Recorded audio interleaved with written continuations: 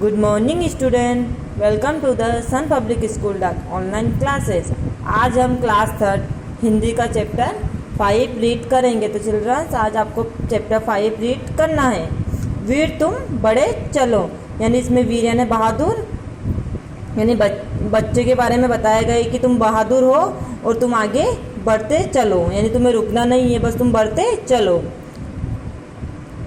बोले और लिखे, ओनली आपको इनके अर्थ बता रही हूँ, आपको समझना है। ध्वजा यानी तिरंगा, पहाड़ यानी पर्वत, बिजलियाँ यानी आकाश में बिजली चमकती है, दहाड़ यानी दहाड़ या शेर की आवाज़, मेघ यानी बादल, सूर्य यानी सूरज, निडर यानी बिना डरे, कड़क यानी कठोर।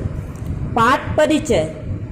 हमारे देश भारतवर्ष की पवित्र भूमि पर अनेकों वीरों ने जन्म लिया है। यहाँ की स्त्रियों ने देश की आन पर अपने बच्चों को सहर्ष कुर्बान किया है। द्वारिका प्रसाद माहेश्वरी द्वारा रचित प्रस्तुत कविता से बच्चों को वीर, साहसी, धैर्यवान तथा निडर बनने की प्रेरणा मिलती है। जो ये लेसन है, जिस पाठ के रचिता द्वारिका प्रसाद माहेश्वरी द्वारा रचित है, इनके द्वारा ये कविता लिखी गई है।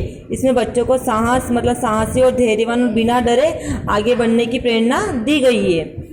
हमारे देश भारतवर्ष की पवित्र भूमि पर अनेकों वीरों ने जन्म लिया है, यानी हमारा जो भारतवर्ष है, इसकी पवित्र यानी पावन धरती है, उन पर अनेक बहादुर व्यक्तियों ने जन्म लिया है। यहाँ की स्त्रियों ने देश की आन पर अपने बच्चों को सहर्ष कुर्बान किया है, यानी यहाँ हमारे भारत देश की जो महिला है, उन्होंने अपने बच्चों को भी अपनी भारत माता पर कुर्बान किया है।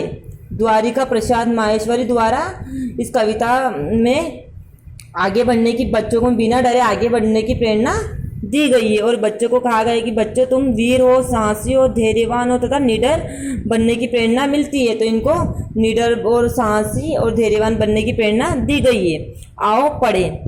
वीर तुम बड़े चलो, धीर तुम बड़े चलो, हाथ में ध्वजा रहे, बाल दल सजा रहे, ध्वज कभी झुके नहीं, दल कभी रुके नहीं।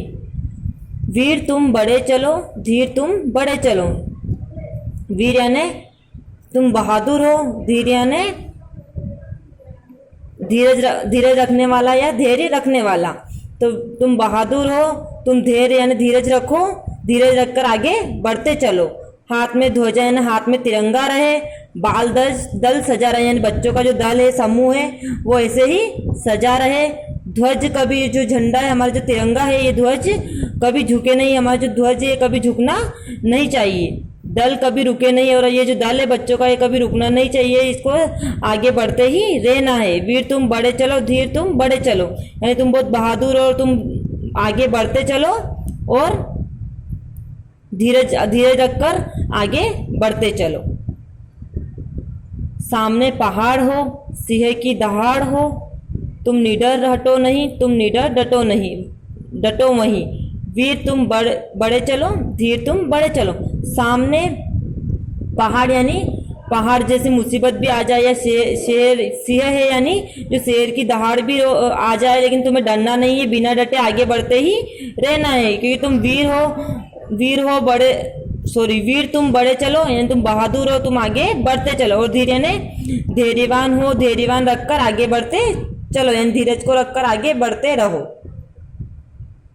यानी अपने रास्ते में कोई भी मुसीबत आए, तो पर्वत आए, पहाड़ पर्वत या शेर की दहाड़ भी हो, लेकिन तुम्हें बिना डरे आगे बढ़ते ही रहना है। मेघ गरजते रहे, मेघ बरसते रहे, बिजलियां कड़क उठे, बिजलियां तड़प उठे। वीर तुम बड़े चलो, धीर तुम बड़े चलो। मेघ यानी बादल गरजते रहे या बादल बरसते रहे, बादल गरजे या बरसे, या बिजलियां भी कड़क उठे या बिजलियां तड़प उठे, यानी बादल बरसने लगे, बिजलियां भी कड़क उठे, फिर भी तुम्हें वीर तुम बड़े चलो, धीर तुम बड़े चलो, फिर भी तुम्हें रुकना नहीं है, आगे बढ़ते ही रहना है। प्रातः हो कि रात हो, प्रात हो या रात हो, संग हो न साथ हो, सूर्य से बड़े चलो, चंद्र से बड़े चलो।